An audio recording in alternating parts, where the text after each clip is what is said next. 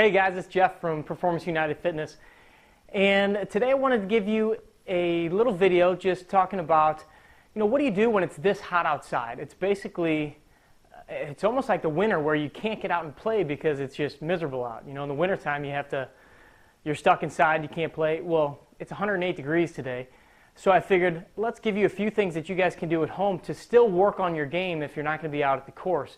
So I figured what better place to do it than in my own living room. So you can see these are a couple things that I would recommend that you do at home.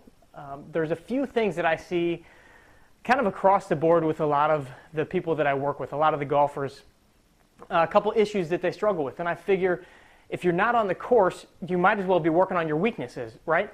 So some of the things that I see are very tight hamstrings. That's probably one of the biggest problems I see. When I go through an evaluation with people, I also notice that they have trouble getting into a deeper squat position, and they also have trouble with both their rotation as well as some of their shoulder range of motion. So I just want to give you a couple ideas of just a couple simple things that you can do so you're not losing time because you're not out on the golf course. So I just have a couple things that we're going to do here in the living room, very simple things. The first one is going to be a hamstring stretch. Now, I find that most people do kind of your typical bending over, touching your toes, or kind of putting your leg up on something and stretching out. Something that I find very beneficial is before a workout, especially, or before a round of golf, is doing more of an exercise where you're moving in and out of a motion as opposed to just holding one static stretch. So I'm going to take these just regular hand weights, doesn't matter what size, but this is just going to change up the hamstring stretch a little bit. So I'm going to set these on the ground here. And first, I'm going to put my heels on top of them. So I'm just elevating my heels a little bit. And then I'm going to go straight down, keeping my knees as straight as I can. Just going to reach straight down towards the floor. Hopefully you can touch the floor. I know many of you watching this video won't be able to touch the floor. Your knees are going to want to bend. But just really work on keeping your knees nice and straight. Going down, touching the floor. And I would have you do this 10 times, just going down, small little pause, and then come back up. Then once you do that 10 times, I'm going to have you change position. So first your heels were up on the thing. You could do it either way, but first your heels are up. Be careful because when you bend forward, your weight's going to want to tip you forward in that position. The second one is going to give you a little more stretch in the hamstrings, going to pull on your calf muscles a little bit where your toes are up on the weights. So on this one, I'm just going same thing, straight down.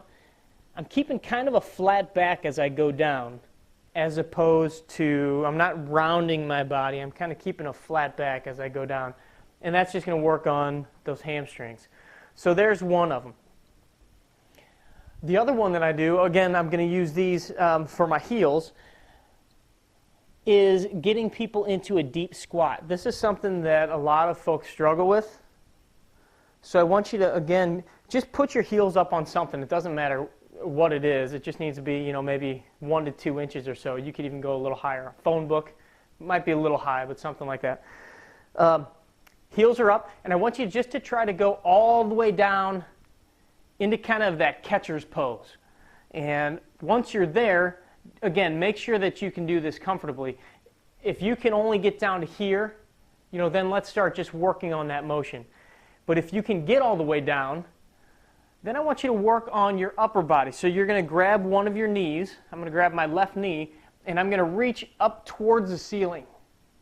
And you're going to find that that gets real tight in the shoulder. So you're reaching towards the ceiling, kind of looking at your hand. That's going to really work on some of that range of motion, getting your arm back in a good position for your golf swing.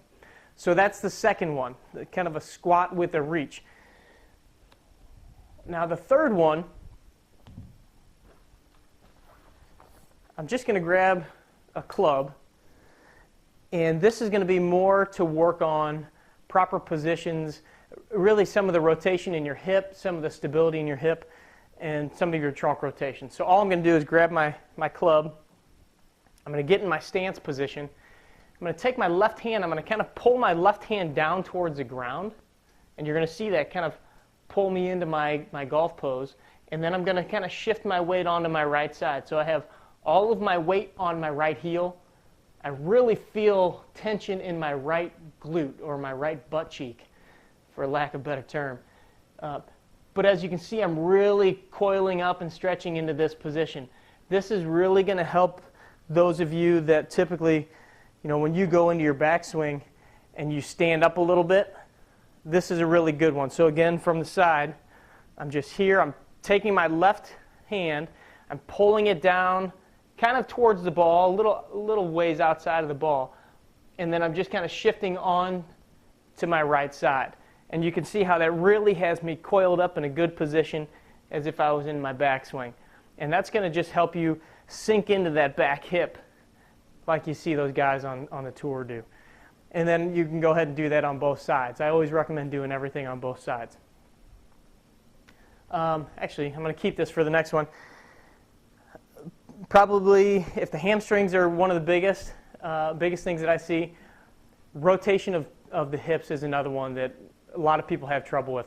So I'm going to call these Stork Turns, and you may have seen these before, but you can just take your club right in front of you, put one foot behind the other knee, and all you're going to do is just rotate back and forth, trying to keep your balance. Now, once you get a little bit better, you can start doing this to actually work on, single leg balance, work on the control of your hips. But I use it as a good warm-up before a round where you're just, locking yourself in, really cranking to both sides to loosen up those hips. That's perfect to do on the driving range, by the way. And then the last one is basically you could take a small club. In fact, a lot of times I'll use either my son's club, which is, half the size, or at the gym I have a couple clubs that are cut down. And I just like to work on static positions of the swing. I do this a lot at the gym with people just to work on, what should it feel like when you're in the right position in your golf swing. So get in front of a mirror. I actually have a mirror here. So set your mirror up, or most people have some space in their bathroom or wherever, but get yourself in front of a mirror so you can see what you look like. And I should have space here, but a lot of times we don't have space in our living rooms to do this. But you want to be able to see yourself in the mirror, and then you want to just work on, what does it feel like to start to take the club away? Where's the right position in your backswing? So get there, get to a point where you can see yourself in the mirror. Go into your impact position so you know what that looks like. Work on your posture here, and hold these positions. Hold them for 10, 15, 30 seconds. And that way you get a feeling of the tension that your body has to really rotate your hips to get your weight onto the front foot, that type of stuff, or what the real coil feels like in your backswing. So again, guys, just because it's so hot out and you're not getting out on the driving range, you're not going out to the golf course, don't waste that time. This is the time that you can start gaining on your buddies and start winning that money back in those Calcuttas and Nassaus and everything, because they're not going to be doing this at home. They're sitting out by the pool. You can do this in 5-10 minutes at home. Just get a couple things done, work on your weaknesses, and then when you do get back out, when the weather does cool down a little bit, or if you're crazy enough to get out there in 108 degrees, you're going to feel that much better. You're going to be that much more loose, and your golf game is just going to improve that much more. So just a couple tips for you guys to try out on your own, and hopefully you'll give them a shot and let me know what you think.